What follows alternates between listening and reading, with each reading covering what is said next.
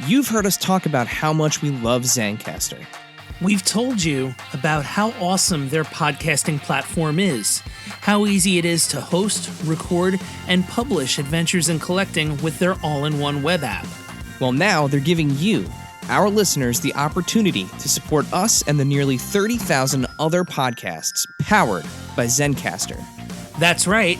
Now you can invest in the podcasts you love through Zencastr's crowdfunding campaign. For as little as $100, join a community of other investors who seek to help Zencastr and independent podcasters like us succeed. If you're interested in investing in Zencastr, go to wefunder.com/Zencastr or click the link in our episode description below to claim your slice of the future of podcasting. That's wefunder.com/ZENCASTR.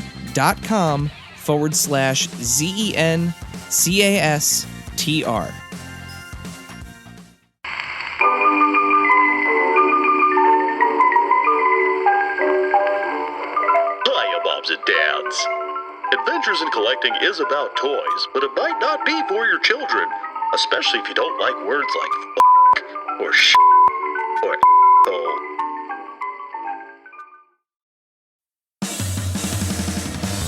Are you ready, kids? Get your parents' permission, check your mailbox, and grab your shopping cart. It's time for the Adventures in Collecting podcast. I'm Eric. And I'm Dave. Welcome to Adventures in Collecting, where we talk toy news, culture, and hauls, along with our journeys as collectors. Hello, everybody, and welcome back to Adventures in Collecting. Hi. Dave, 2 weeks in a row. Full-length episode 2 weeks in a row. This must be a special occasion. It is.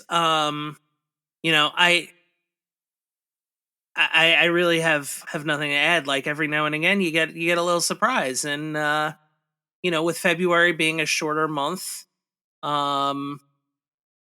here's your surprise for this month. I guess we could say this is our Valentine's Day gift to you, our listeners, right? Because this is the day before Valentine's Day. This is good old Monday the 13th.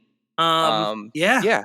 So happy Valentine's Day, listeners. Happy Valentine's Day, everybody. Our gift to you is 2 weeks in a row of full-length episodes and a new friend of the pod, a new guest, a first-time guest. You may sense kind of a theme here, back-to-back episodes, cool stories about indie toy makers who are making wrestling figures. So we're continuing the trend here. Running a successful toy store these days is no small feat, especially, surviving the pandemic and everything that we just kind of went through the last 2 years.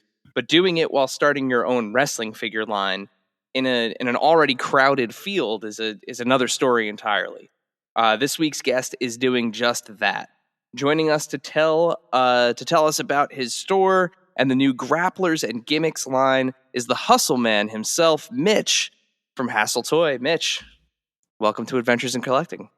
Hey, what's up, boys? How we doing today? We're doing well.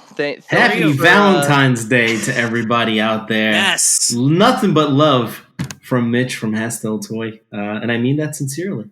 We're going to give you some audio treats. Nice.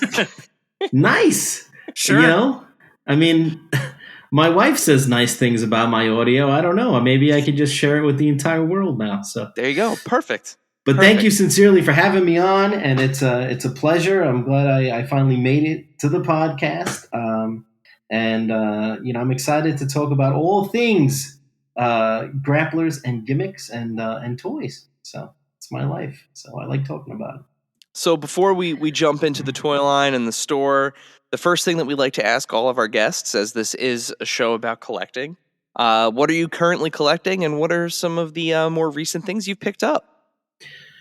Well, personally, I don't know if it's sadly or if it's intelligently, but I don't collect wrestling stuff anymore. It's been like that for quite a few years now. Basically, since I took the next step and I took the leap of selling toys for a living. I figured since we do a lot of wrestling stuff, and especially in the beginning, Hastteltoy was all wrestling. There was no Ninja Turtles or any other such things. So I just cut out wrestling from my diet as far as figures go, and it's sad. It was very sad in the beginning, but I survived, and now I provide them. The less I collect, the more I can give to the public because it's less stuff that I'm keeping and hoarding for myself. So, but I do like the most recent thing I bought was probably the NECA Dracula, Bela Lugosi Dracula. We had them because we obviously are an official retailer of NECA. So when I get them, those are the things I usually wind up hoarding is one of each of those from the case. So we did get recently the Dracula Bela Lugosi, and I kept also his coffin, which was the accessory pack for old Drac himself. So those are the newest thing. Those are the newest things that I got. But I do collect a lot of like Universal Monsters stuff, horror memorabilia, Ghostbusters, Ninja Turtles. And I do all different scales. Indiana Jones, Batman Returns is my favorite Batman movie. So Awesome. I collect lots of Batman Returns stuff.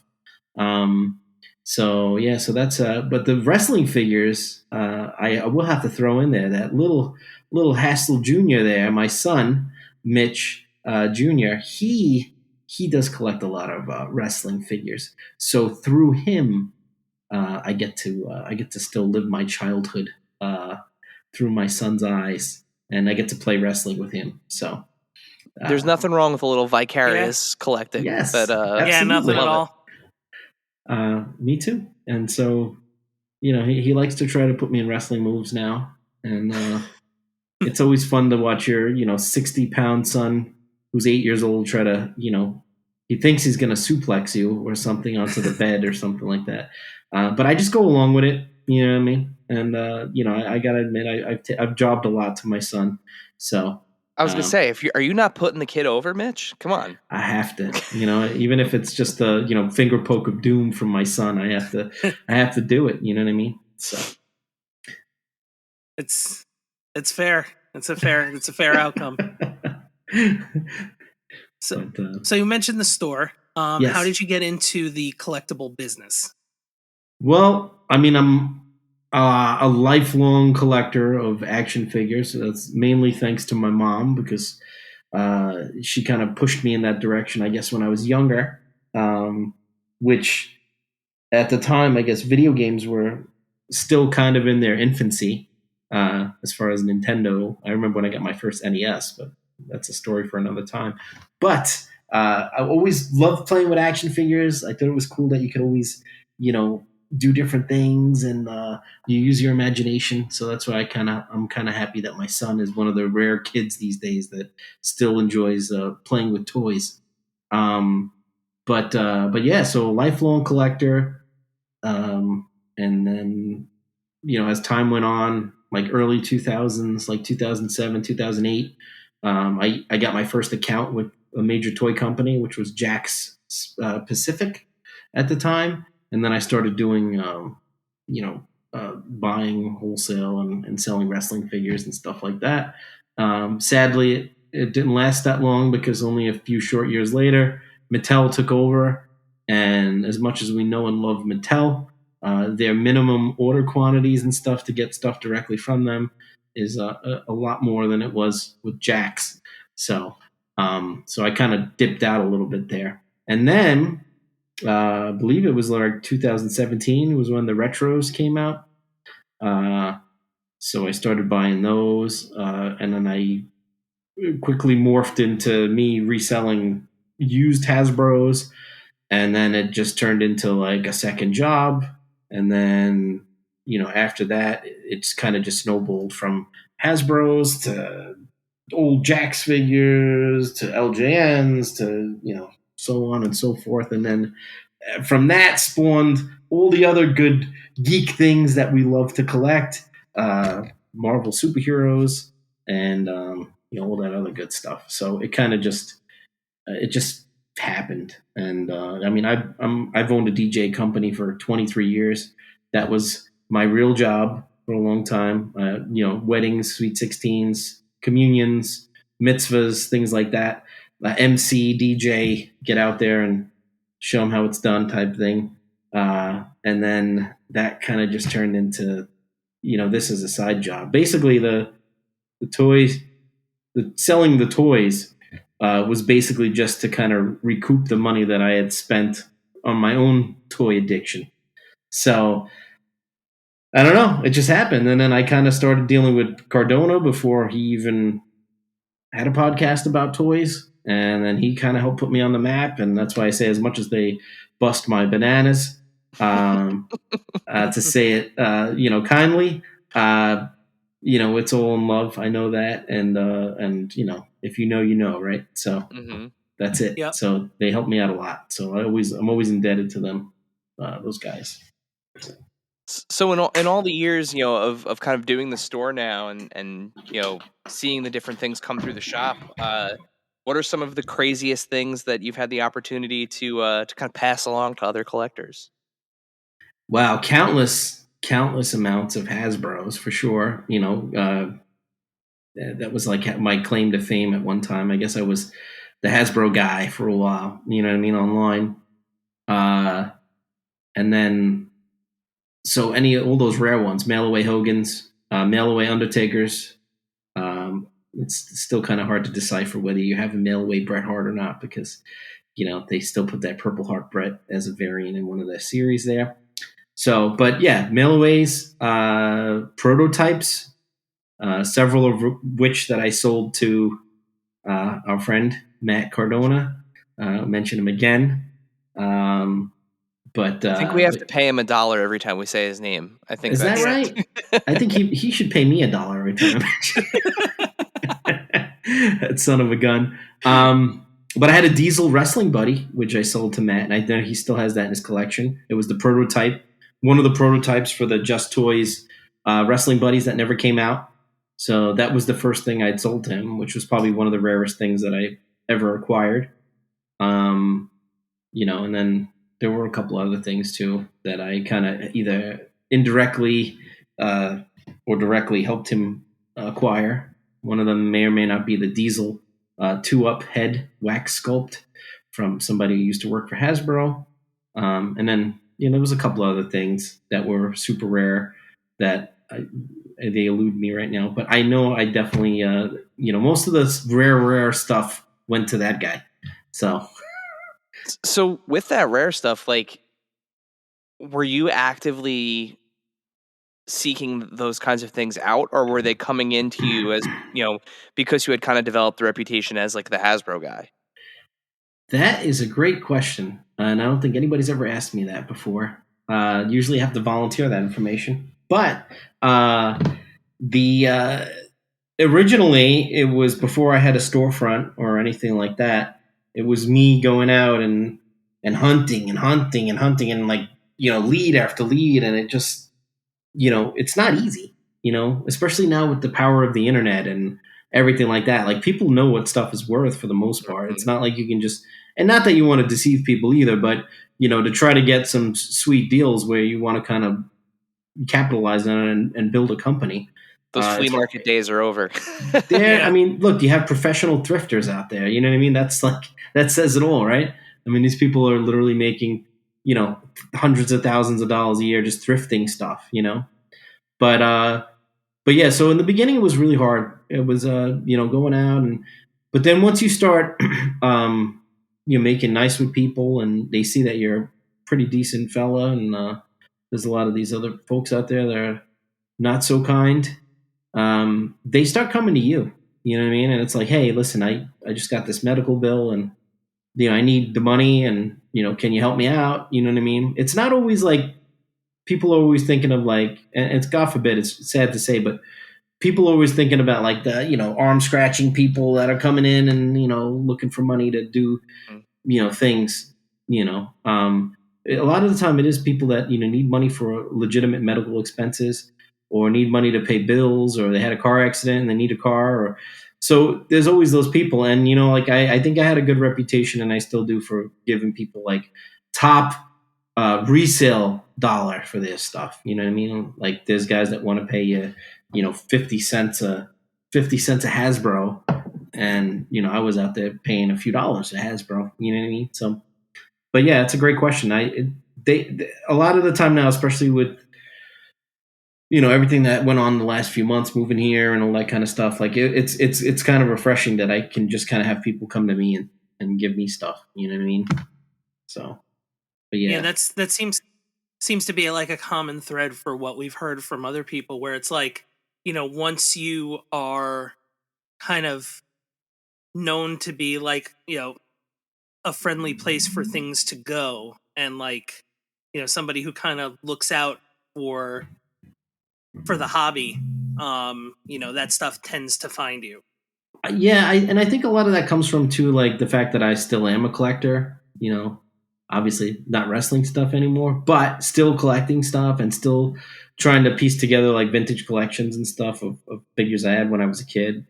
Um, I know the deal, man. Like, how many times like I was in years ago where I was in need of money to pay bills or make rent or whatever the story was, and I would sell my stuff.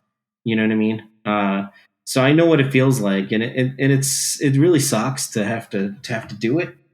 Um, but I just kind of, and I was lucky enough that I had a lot of friends in this business that I was able to, when I had to do things like that to make money, that I was always there. My friends were always there for me, and I was always able to get a decent amount of money for stuff. So kind of just want to pay it forward, I guess, or however they like to say it these days, these kids, but it's, I feel like an old man. I'm 40 years old, people, but I feel like 140 sometimes.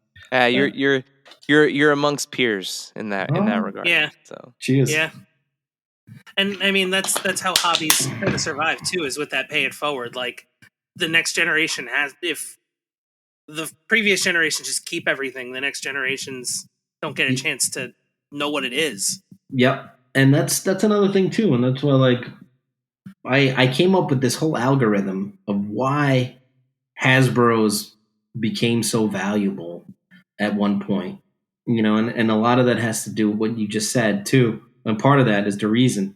It was because the retros came out, so it reinvigorated everyone to go and buy these Hasbro's that they had when they were kids, which was great. And kudos to Mattel for doing that. And they're really the ones responsible for the revival of the old school wrestling figures. Um, the other thing was, over time, these things get lost or they get destroyed or they go down in a ship or God forbid there's a fire and people lose their stuff. And, there's, well, somebody stuck a firecracker up Ultimate Warrior's rear end and it blew up, like, so there's, as time goes on, since 1990, they've depleted more and more. And then you have all the customizers that broke them apart, so, and then the last thing that I kind of, came up with was that, like what you said, like they're getting locked up in collections. You know what I mean? And now people aren't letting them go because they went through hell and high water to get these things. You know what I mean? So now they're like, I'm not, this is going to my detolf. You know what I mean? They could bury this shit with me. That's So I don't know. It kind of tied into what you said. I ramble sometimes. People get over it. But yeah. So very true what you said. You guys make some really good points. I got to tell you, I've been on like probably 6 or 7 podcasts since I started the toy line, and you guys got some good stuff, man. I'm very impressed. I mean that sincerely. So. Well, thank you. Thank you. Thank you. We try. Yeah, we do what we can. Yeah, I mean, I think it's people that are true collectors, and that's the heart of it. You know what I mean? If you're just somebody out there looking to make money, and obviously the money is good, and obviously I have to pay my bills too.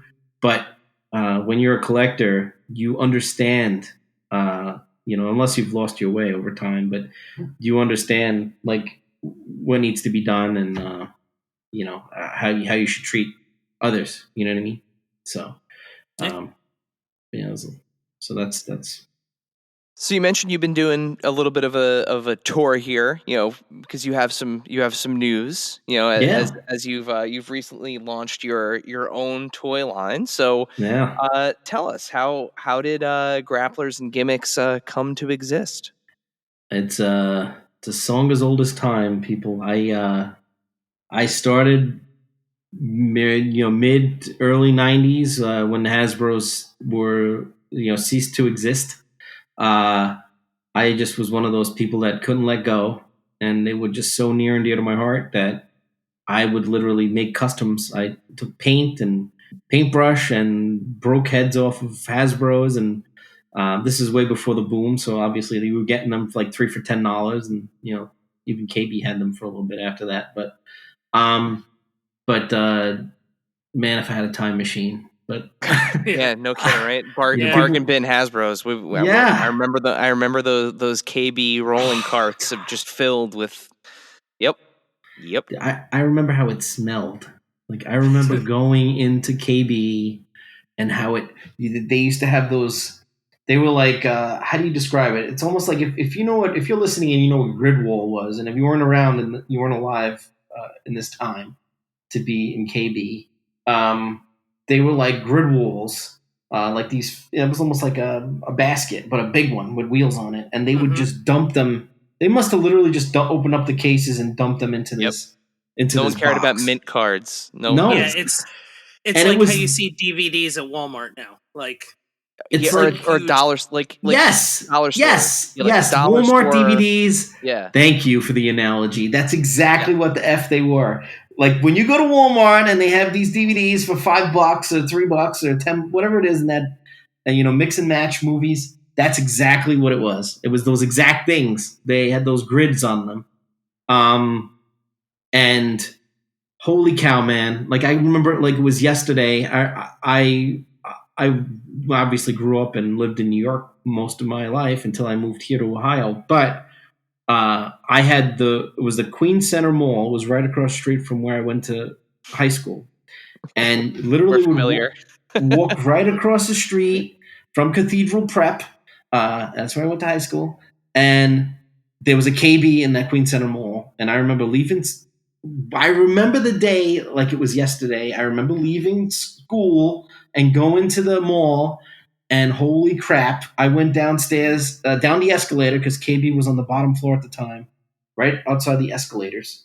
And I went into KB and I saw this freaking giant bin of Hasbro's, and I was literally almost shit my pants. I remember seeing this, and I'm like, now this meant mean a lot to a lot of other people at the time, but for me it was like, holy crap! Now I have all this. Like I was literally buying them at the time, a lot of the time, just to rip them open and break them apart to make other Hasbro's, which sounds crazy now, but then it was like 3 for $10. You know how many wrestlers I can make out of these guys? You know what I mean? Oh man! But again, the smell. I just remember that smell of the plastic and the cardboard. You would be digging through this stuff, and I'm sure that girl behind the counter thought I was insane. But I remember, and of course, I had a limited budget then. I was only working, part time or whatever. So, I remember spending like my entire part time paycheck in there at one shot, like buying I walked out with those big KB bags, with Hasbro's loaded up. They definitely thought I was insane for sure. Digging through them, looking for where are those orange and yellow cards? There's got to be one, right? They There's gotta have be one. Dude. You did. I'm like, holy crap, because that was my first thought. Like, holy shit! Like, am I gonna find Diesel in here? Because it was like the rumors were out there already. Like, Yep. You hadn't seen any of the prototype because there was no internet. People, not until like I think I got into like sophomore year of high school. There was no internet. Okay, so you didn't know anything. Like, all we knew was the Hasbro's were done, and that this company Jax was taken over, and it took them a year to produce a figure. But there might be one more series. There might be one more series. But holy shit, man. I remember digging. I remember Razor was in there. Kamala was in there. Owen Hart, maybe. There was Bret Hart from that series. There was really a weird assortment. There was, I think there was an IRS. I'm trying to remember everything that was in there, but I remember there was some foreign cards in there, if I'm not mistaken. I think they had like surplus of Spanish cards and French cards that were not in the English language, and that may or may not have been the first time I've even seen those, because I remember, collecting them from the beginning, and obviously we didn't get the foreign cards at Toys R Us or anything like that. So I remember seeing those. Oh man, what a good time! What a great trip down memory lane this has been. Yeah, That's also depressing because I'm old as shit now. Thanks, guys. dude, like, it's one of those things where when you get together with people like that are from, our generation, and like, Yes. especially on the East Coast, because we're in New Jersey. We grew up in New Jersey, still here. Mill Mhm. Creek Mall in Secaucus, Or you know, Willowbrook Mall in in Wayne. Wayne, yeah. But like, my fondest memories of KB, like, I can literally, if I close my eyes, I can picture exactly where it was. Not only is that KB gone, obviously, but the mall that it was in is also gone. Oh, boo. Um, but like, I can vividly remember the smell of the mall. I can remember the Oh. the like brown tile floors that were in Mill Creek Mall. I can remember the way that the floor to ceiling, like those like glass door windows were like set Yep. up, and like you could, before you even got to the store, like there were There's certain like a card gazebo in the backs. middle of the Oh, mall. Yep. yeah. There were certain card backs that like you could see from a mile away. So like, I remember Yep. in '99 when Hasbro put out the episode 1 Phantom Menace figures, and they had those giant, the giant Darth Maul Yep. head was on the card back, and that it was right on like the front display window. And before you even got to the store, you were like, "There's a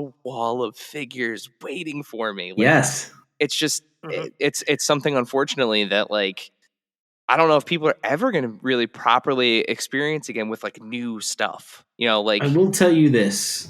In where I am now, because I moved from one part of Ohio to like a 20-minute away in Ohio. We're in Hartville now.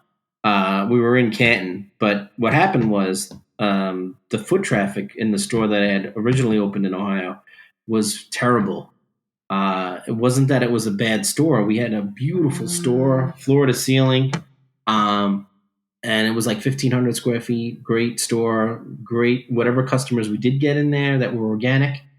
Great customers. We made definitely some new friends, but it just wasn't for the amount of rent I was paying there. It was not. It could not exist because I was taking my money from all my online sales and other things and shows and things like that we do, and I was paying bills for the store with that, which can't be if you're going to run a successful business. So I did it for a few months, but it had to be moved. So I moved to this other spot in Hartville, which it's called the Hartville Marketplace, and it's basically, if I had to describe it, it's not like a flea market that we know in New Jersey or New York or Long Island or anything like that. It's a market. It's a flea market technically, but it's set up almost like a mini shopping mall. So everybody has their own booth. They have restrictions on people that you have to be there at certain times, and and even though you're an independent contractor, you still got to kind of like be there when they're open. You know what I mean? So when I design this store or space, I wanted it to kind of look like when you go to Comic Con, because we do New York Comic Con every year.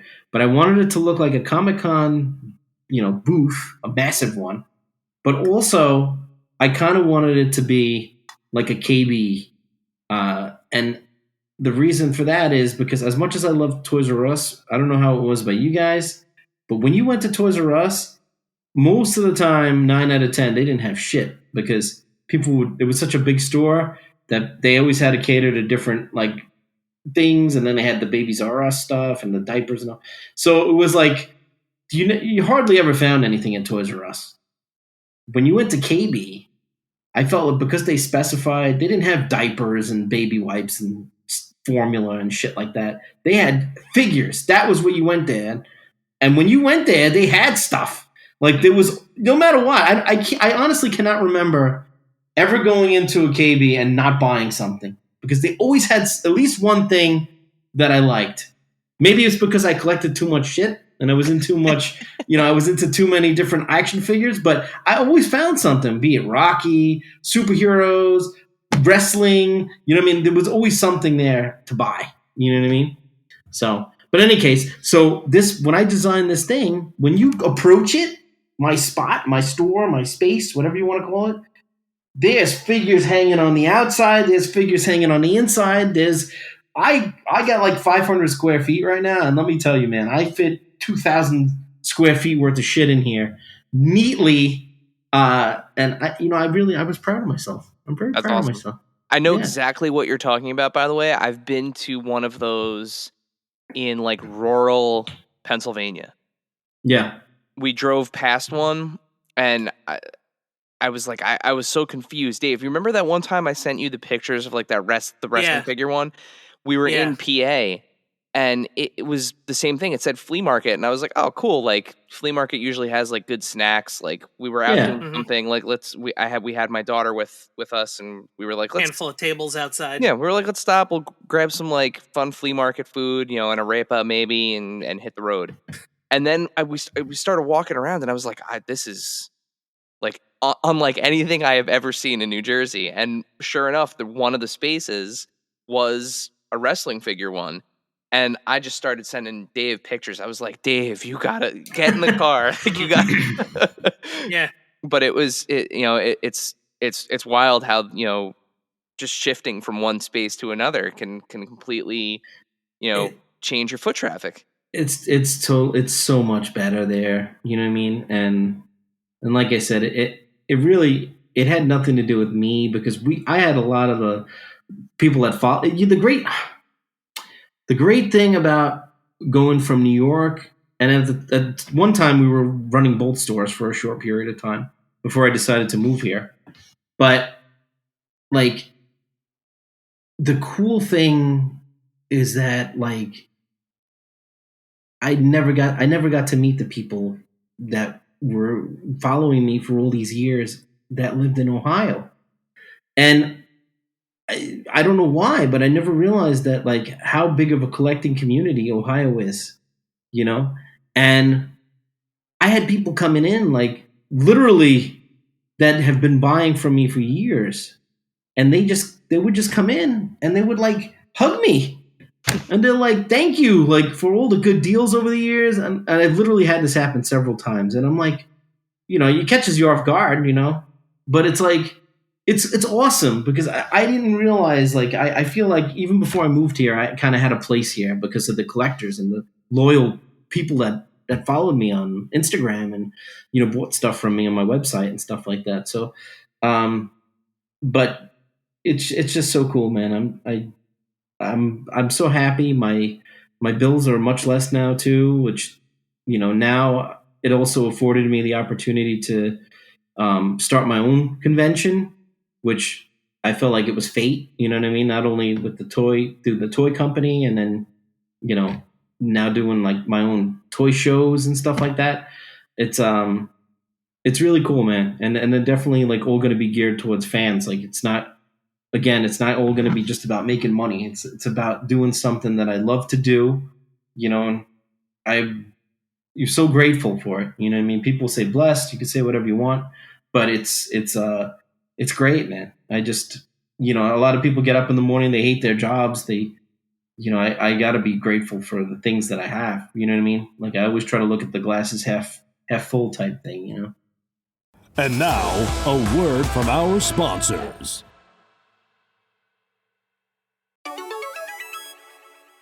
This segment is brought to you by our friends at Chubsy Wubsy Toys.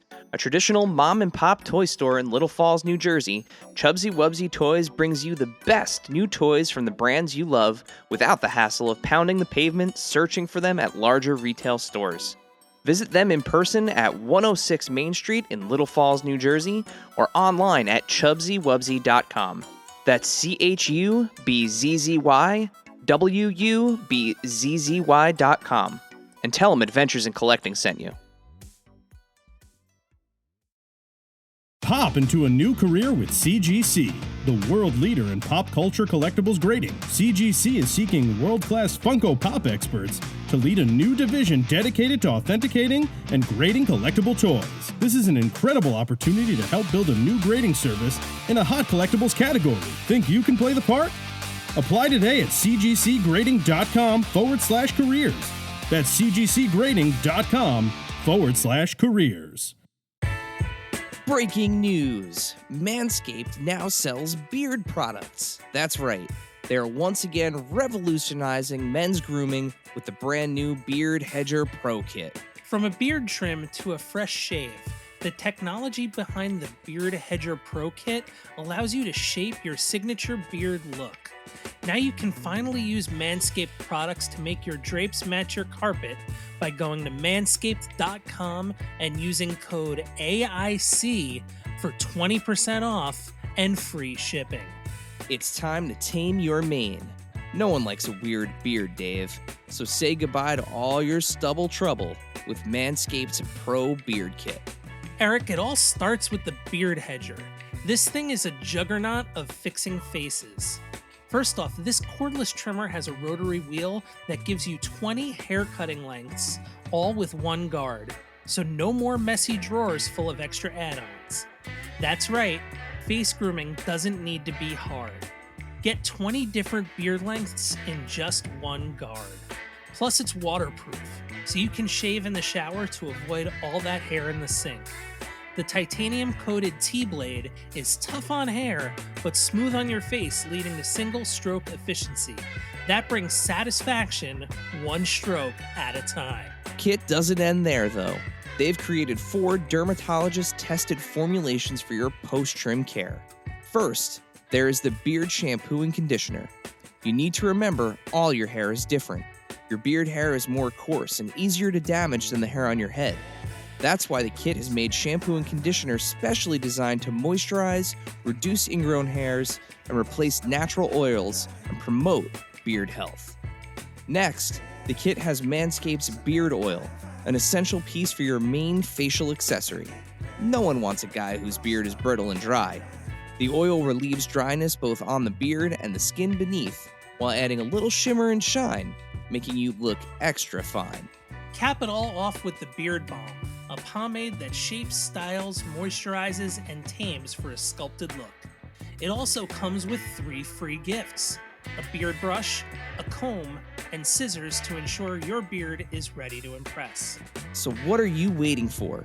Get 20% off and free shipping with the code AIC at manscaped.com. That's 20% off with free shipping at manscaped.com and use code AIC. Manscaped Beard Hedger. 1 stroke, 1 guard, 20 lengths.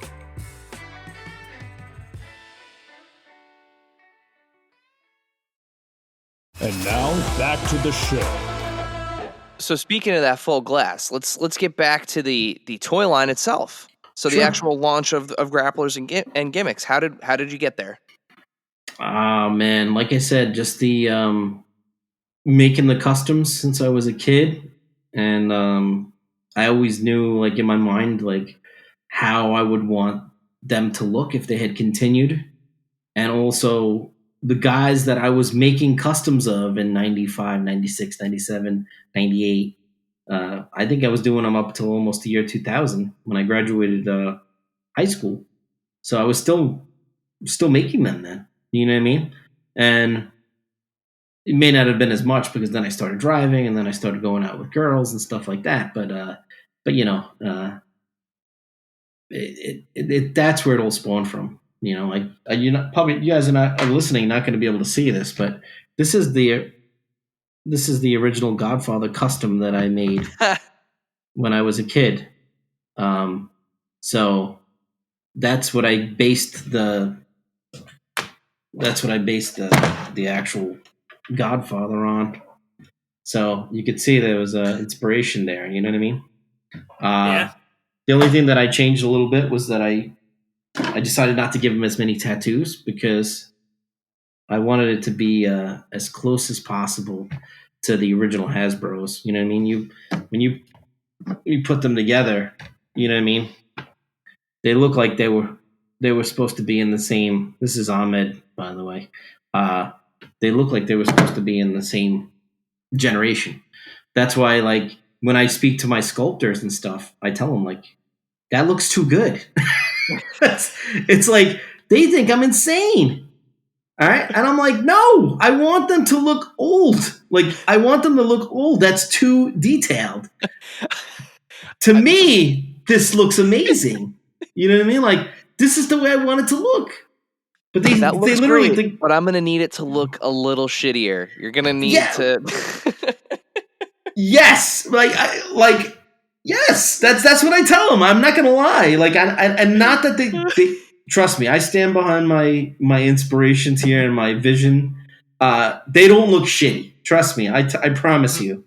You know, I'm not in any way demeaning my product here, but I will say that I believe in my heart, and this is not I believe everybody's doing God's work. If you're making a 4.5-inch wrestling figure that's meant or inspired by the Hasbros, you get my love.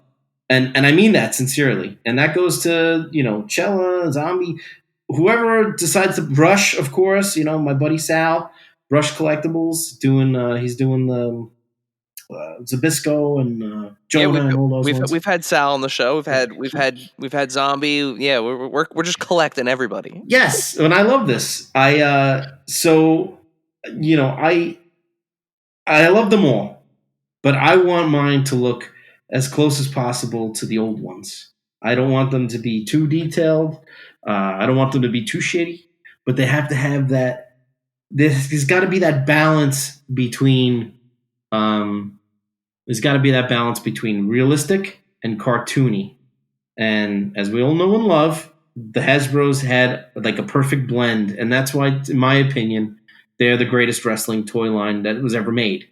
And it's because they took the best of both worlds, the action figure look, and they took the realistic look, and they kind of just put them together, and it was like the perfect recipe.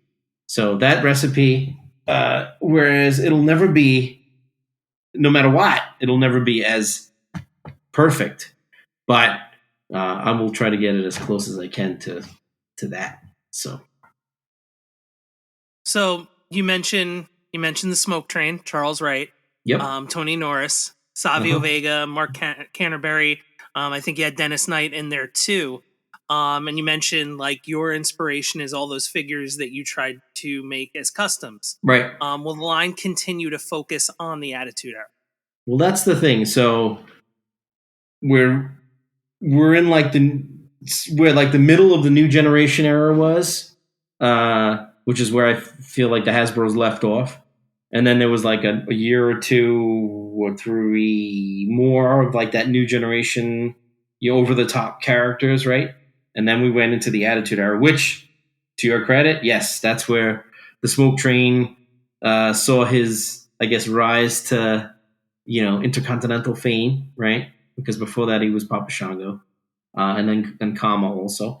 So yes, so it will. My vision was to, like I said before I got sidetracked again, was I'm going to make the guys to continue the line, and if they were still producing figures now, I want to make those guys that were inspired by that generation. You know what I mean? So yeah, so Savio, Tony Norris, some of the other guys that we have, Mark Canterbury, Dennis Knight, those guys would have been made if it continued another year or two down the road. You know what I mean? So yeah, so that's kind of was my hope, which I think, some of the other companies are touching on too, like that Jeff Jarrett, amazing. You know what I mean? Looked like the orange card. I've already seen people taking it off, and and I respect that so much, like taking it off and then putting it on their own card that that was orange with the the WWF logo on it and everything like that. Like I just saw it the other day. Actually, it looks so cool the way the guy did it. But yeah, that's definitely my goal, to try to fill in the gaps, I guess, is the best way to put it.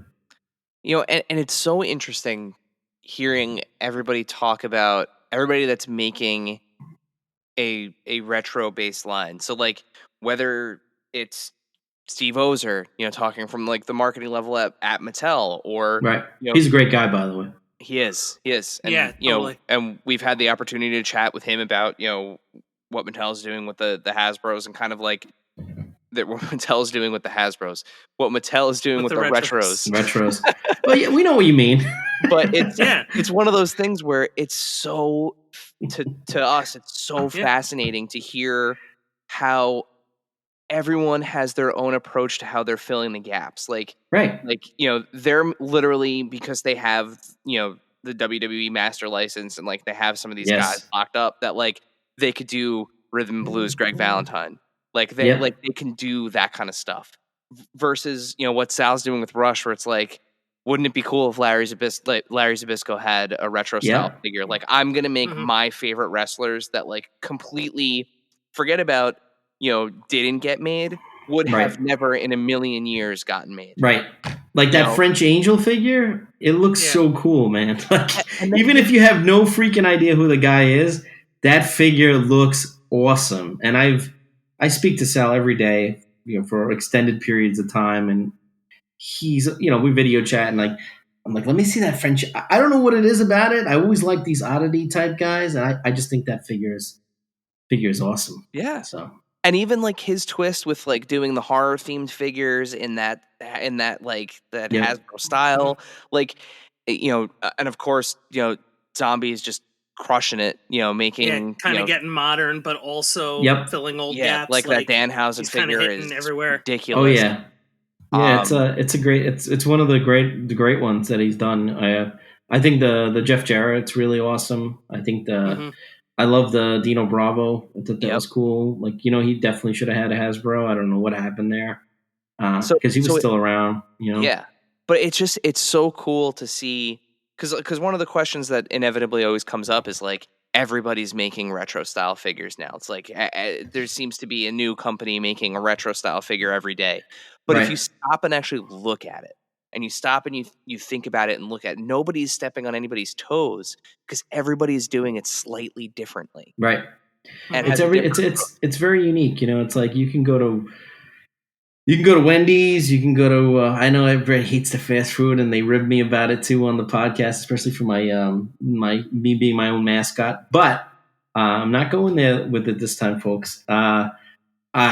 You can go to Wendy's and get a hamburger. You can go to McDonald's, get a hamburger. You can go to Burger King, get a hamburger. And even Arby's has hamburgers now. But they're all amazing. But they all taste different. Mm-hmm. So it's the same thing. You know what I mean? It's we're all doing the figures that are in the same scale. That I feel in my heart that all these guys, including Zombie, including Sal, including Cello or Wrestling Trader, whatever they're called now, there's a reason that we're doing this. And it's not to become millionaires. At least that's not my reason.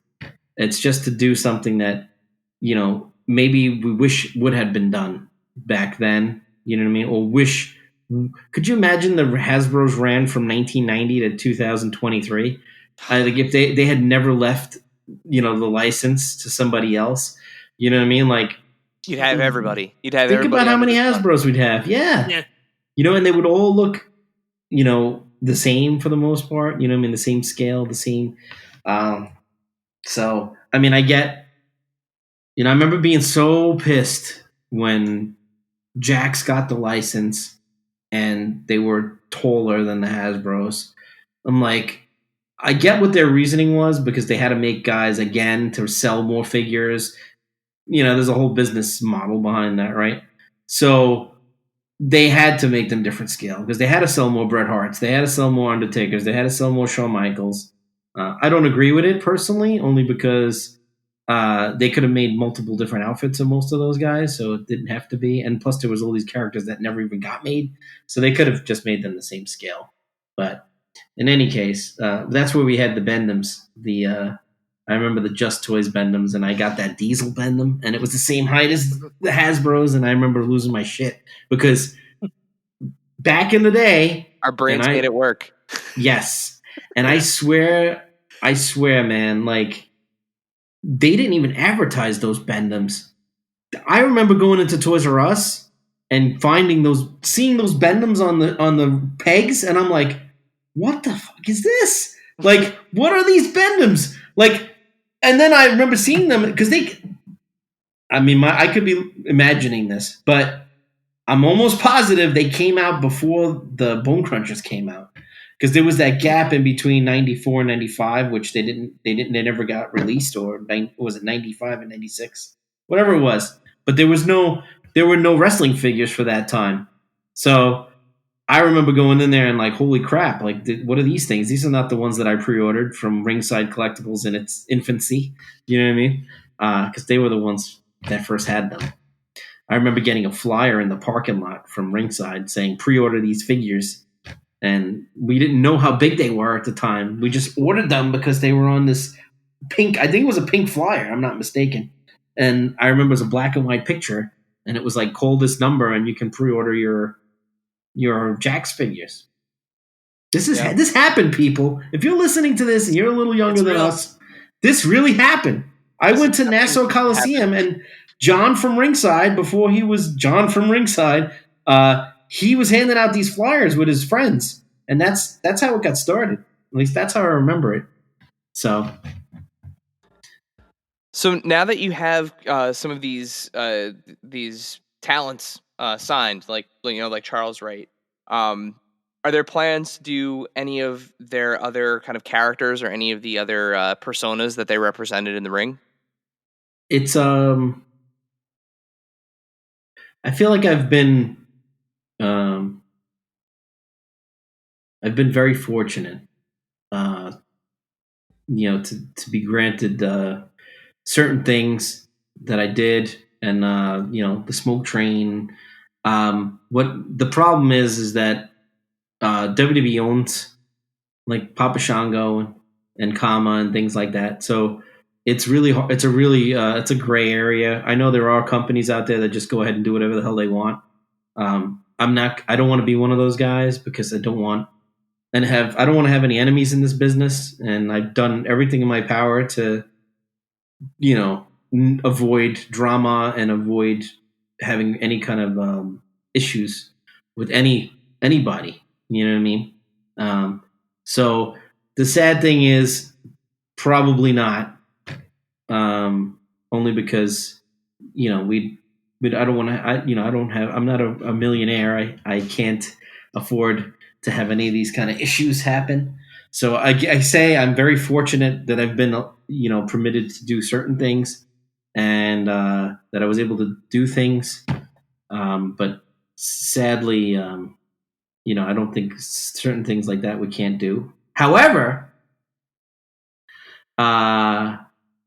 there will be, I can tell you this is breaking news, maybe, because I haven't announced this anywhere else, and not even on my social media. But there will be a different colorway variant for the Smoke Train, likely. So he'll have a different color outfit on, limited edition type thing. So that's kind of cool. And then we got Mark Marrow. So I'm thinking we do Mark Marrow. Maybe we could do a Johnny B. Bad type figure.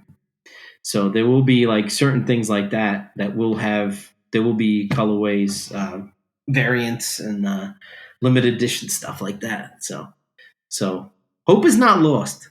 We will still do something to kind of make everybody happy. So if Smoke Train is your favorite wrestler and you have a favorite Smoke Train match, you will have several incarnations of your favorite wrestler, the Smoke Train. So I hope I answered your question as best I could without saying anything incriminating. You didn't say anything incriminating, and you didn't give away the farm. So you're good at this already. You're good at this already. Yeah, I'm trying. I don't know, but I do love WWE. I do love Mattel, and I do love Bill McKenna. Believe it or not, he's a great guy. He's ordered several things for me. Yeah, Steve and I go way back before Steve even worked for Mattel.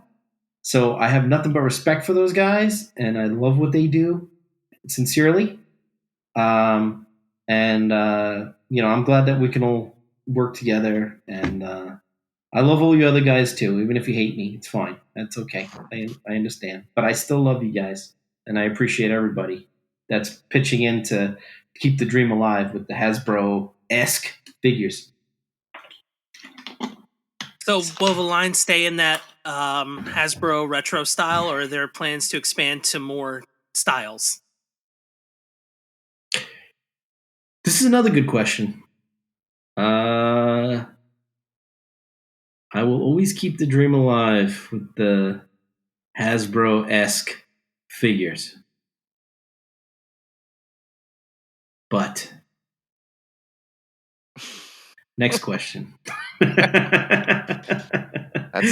Yes, there'll be some other stuff coming down the pipe. I don't know. It's, whatever it is, it's coming. Something's coming. You're but from yeah, New there's York. You can say the Pike. the Pike, the Jersey Turnpike. Hey, my cousin's in New Jersey. Yeah. Plus, don't forget Sal is doing the ECW. Yeah. Rush Collectibles. He's doing the ECW San Francisco toy maker style figures.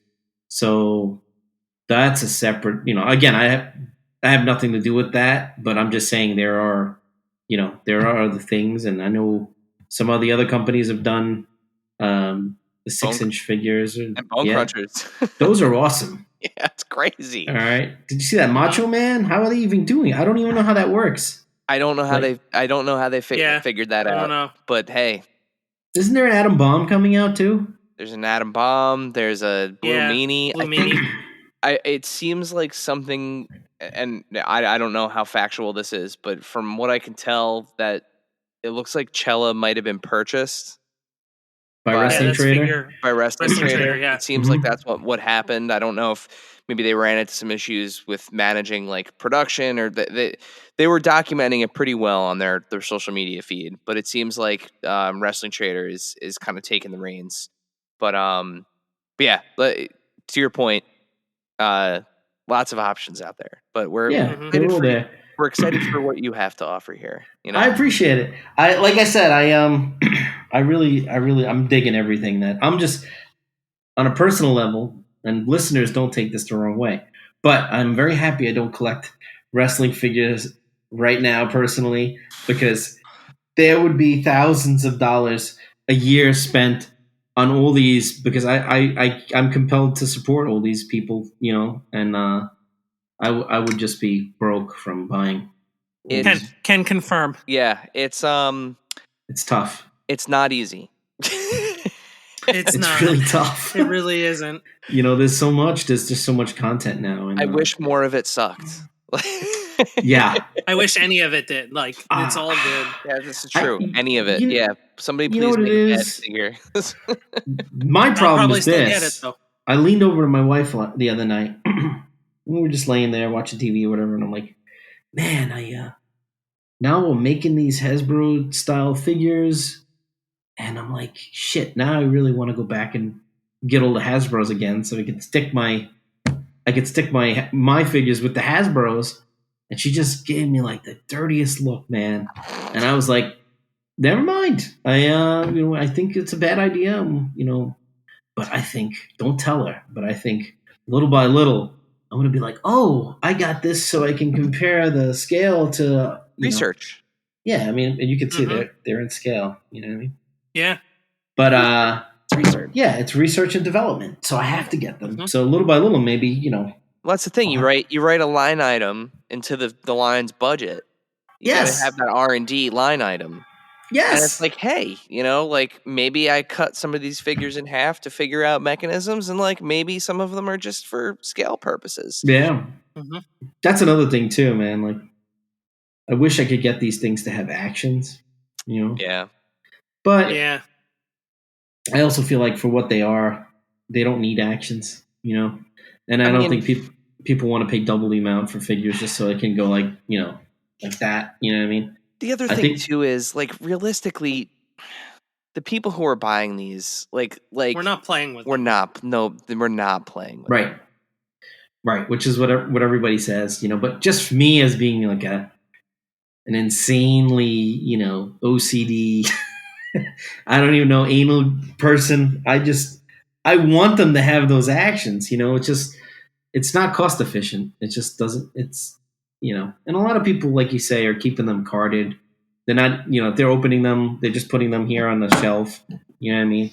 So, yeah, they're not essential, but it would be awesome I wish I had the money and the power to do this, you know what I mean? But it's just, it's not in the cards, at least not right now anyway, So before we head into our final question here, there's just one other thing I wanted to ask. We've talked about in depth about the store and how you've moved the store and you've learned a lot through the store, and now you've launched this toy line.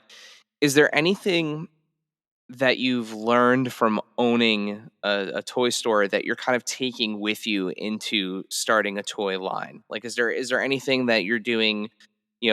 Any of those learnings that kind of inform the decisions that you're making as now somebody who runs a toy line? Yes.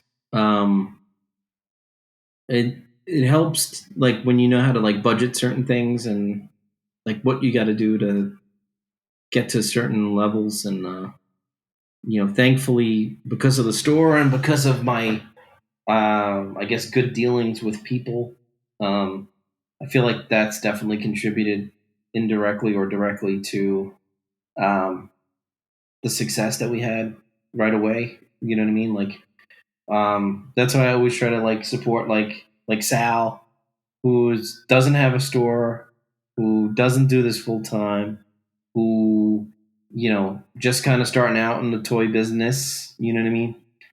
Because he didn't have to follow him, and he did it. He did a lot with what he had. You know what I mean? I feel like it was slightly easier because I had, like you say, I had the experience, I had the distribution. I already know how to, like, pack up 50 boxes in a day. You know what I mean? Because I did a massive claim sale or something like that. So that's all going to help me. You know what I mean? And then the fact that, I mean, the first and foremost thing is that I made these lifelong friends in this business. So, like, I'd say 90% of the people that you see that I've signed for Grapplers and Gimmicks, or that I'm producing figures of already, are people that I've already spoken to or have had in the New York store, or people that I've already had relationships with. I didn't have to, like, for most of them, I didn't have to, hey, can you get me so and so's number, or I have to go through an agent, or I had to blah blah blah. Thankfully, I've treated a lot of the talent and a lot of the wrestlers with respect, because I do respect them and the sacrifices they really did make. It sounds like when WWE says it sometimes on these documentaries, it kind of sounds like it's kind of like, not cliche, but it's something that it's like a standard, and it maybe becomes like desensitized. You become desensitized to it a little bit. But when I say it, I could say it from personal experience that it really is. It's genuine. You know what I mean? And what they say is true. You know what I mean? Because I sit with these guys at dinner. That's a popular rib now too, with the steaks and all. But I speak to these guys about their life experiences, and and you treat them. You just got to treat them nice, man. And you treat everybody nice. It doesn't matter if they're famous or not. And then there's one lesson that I learned in life, is that it comes back to you, man. You treat people nice. I'm a big believer in karma. So if so yes, to answer your question, 100%, it's definitely helped me. There is a lot of good that came out of owning the store and already having some kind of a foundation with these guys and stuff like that. So, well, with that, it's time for our final question. So, Dave, would you like to fulfill your role as this podcast's James Lipton and ask our final question? Why, yes, I would. So our final question that we ask to all of our guests: what is your favorite and/or strangest piece in your collection? It can be one of each, or it can be both. The strangest Ooh, this is good. This is a good question. The strangest thing I own.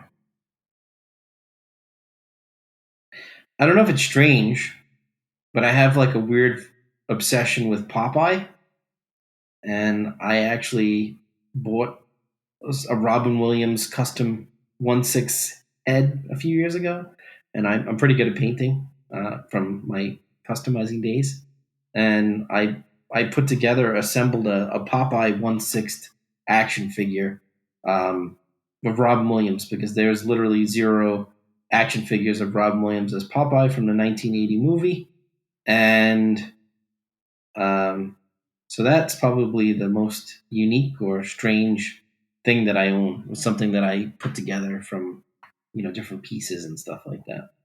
But That's I will. amazing. You're gonna have to share a picture of that with us at Yeah, some that's point, really cool. because Oh, I 100%. also have a weird Popeye obsession. Do you? Spinach is actually my favorite vegetable because Same. um Spinach rolls, spinach from a can, frozen spinach, creamed spinach. I eat it all.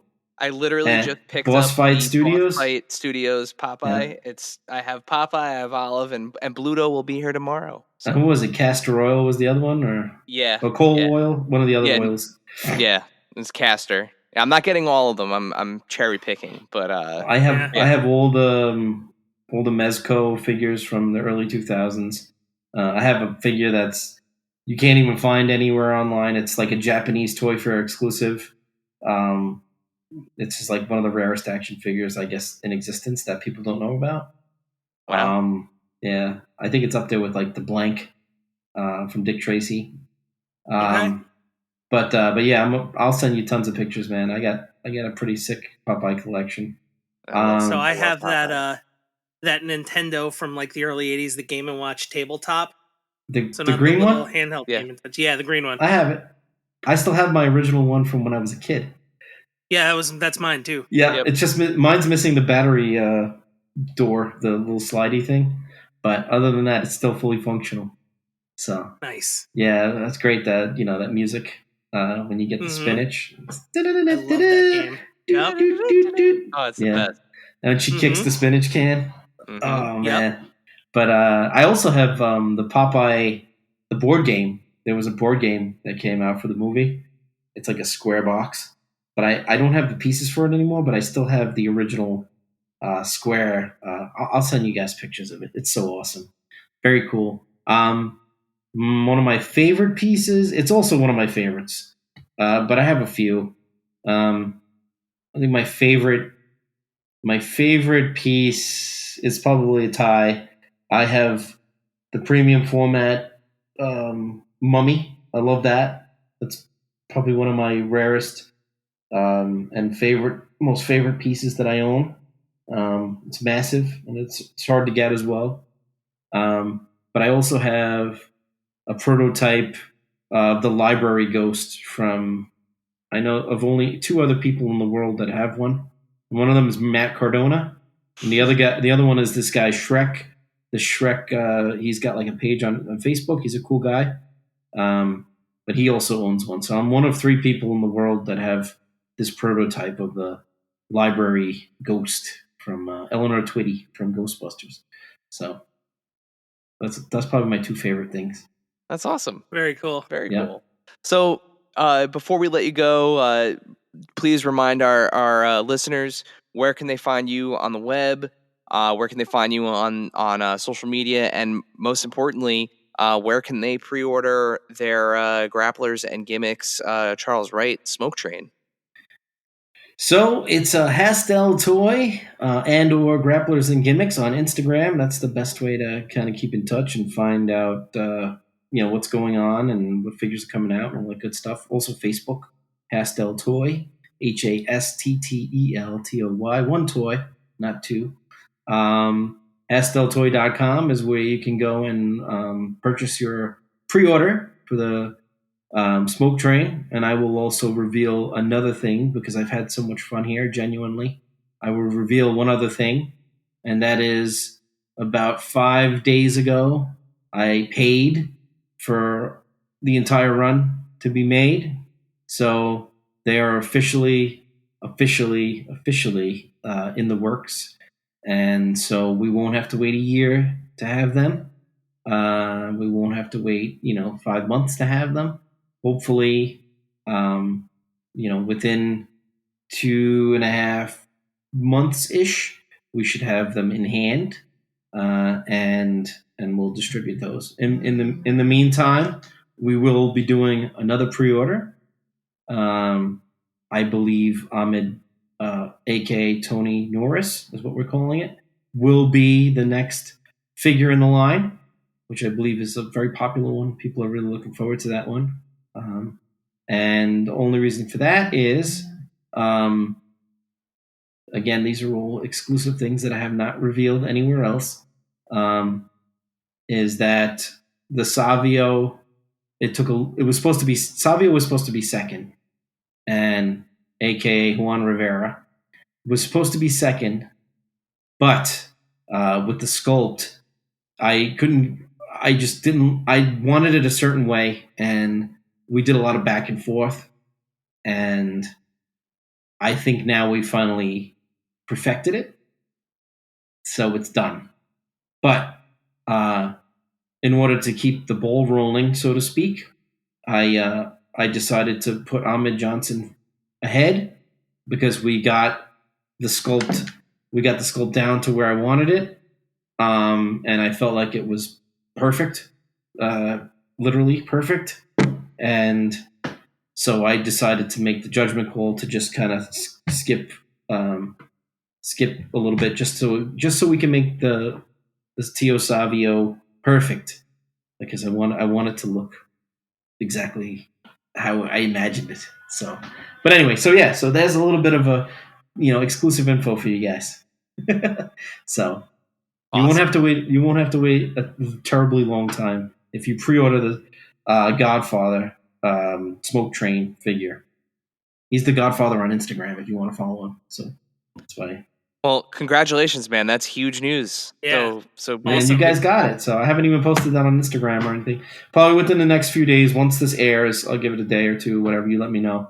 And then I'll probably announce that, whatever I said to you just now as far as like distribution and manufacturing and stuff like that. So, but it's in the works. Very cool. Well, sweet. We'll of course include links to everything that you mentioned, in the show notes. So everyone that's listening, just hit the show notes, tap the links, and hit the follow buttons and the subscribe buttons and all of that. Mitch, thank you so much for taking the time to be with us. We're really excited to see what you do next with Grapplers and Gimmicks. It's a pleasure. I love being on here, and you guys asked legitimately. I mean it from my heart. Like you asked me some good stuff that I hadn't been asked previously. So you guys got a good thing rolling here. Just keep it rolling. Just follow your heart. And seems like you guys already have a pretty nice following and everything, but it can only grow and get better. So just keep doing your thing, and I'll be here to help you guys. And if you ever want to have me back on again, I'm always down the road. I'll always be here, at your disposal if you want to have me back on again. All right? Definitely. Yeah, for sure. Dave, send us home.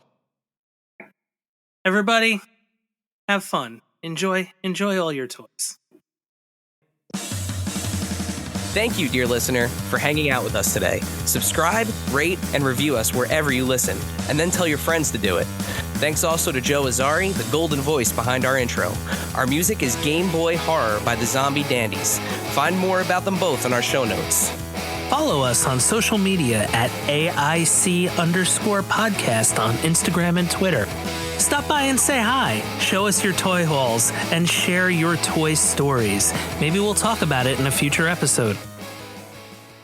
Don't try this at home. Void where prohibited and some assembly required. Each sold separately, not a flying toy. Consult a physician if your toy run exceeds more than 4 hours. This has been a non-productive media presentation. Executive producer Frank Hablawi. This program and many others like it on the Non-Productive Network is distributed under a Creative Commons Attribution Non-Commercial No Derivatives license. Please share it, but ask before trying to change it or sell it. For more information, visit non-productive.com.